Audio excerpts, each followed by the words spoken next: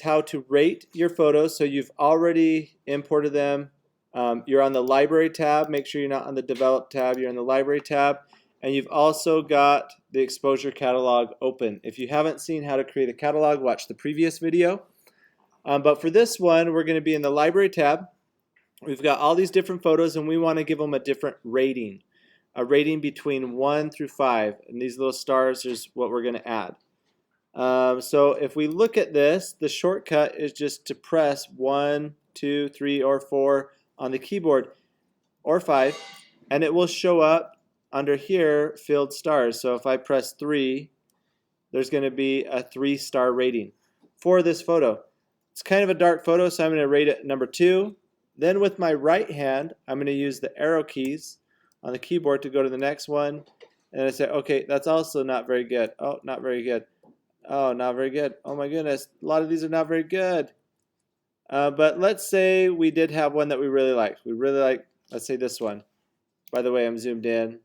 You could zoom in or zoom out for your photos. In fact, maybe I need to look at these other ones. I will. All right, so let's say I really like this photo.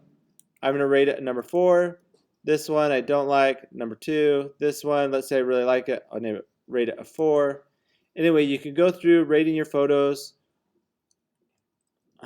between 1 and 4.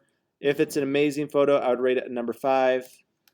All right, so once you're done rating your photos, you can choose to just look at the 4-star ratings and above or the 3-star ratings and above. So if I go filters over here and I scroll down to where it says rated, and then I choose 1 star, it will show all the 1 stars and above. If I choose 2 stars, showing all the 2 and above. If I show 4 stars, it's now only showing the 4-star ratings. So what I would suggest doing is first rating your photos 1 through 4, and then after you've done that, flagging your photos based off of the project assignment. So the assignment for the project is to have a deeper depth of field. So let's say this is one I wanted to use.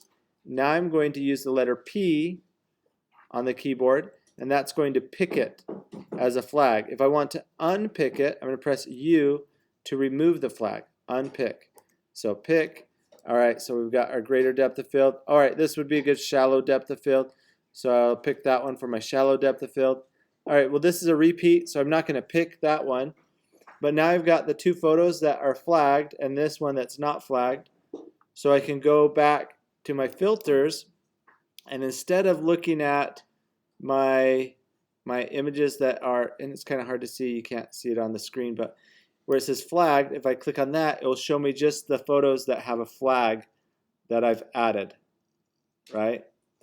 If I want to go back to see all my photos, I can just go to unrated, or I can not unrated. Let's go to filters off, right? So now I can see out of these photos, some have a rating, some have a flag, some don't have a flag but have a rating, and so on. So this is an easy way to rate your photos and then flag the ones that you want to use for the assignment. After you've rated and flagged the different photos, you go to the Develop tab. So let's say I just want to choose my flagged photos. Then I'll go to my Develop tab, and then on there I can do additional edits. So if I select that first one and I want to bring out the brights, or maybe I want to just go through this on the side and say, oh, I'm going to too exposed, or I can lower the exposure or brighten it up. Anyway, you can do different things to edit the photos. You can crop the photo, right? Maybe you want to crop out some of the stuff that's boring. Maybe you just want some sort of design of elements and press enter. Awesome, there's your photo. If you want to go back to cropping, you can click on the button or press R. And anyway, you've got your cool photo and you're ready to export it. On the next video, I'll show you how to export photos.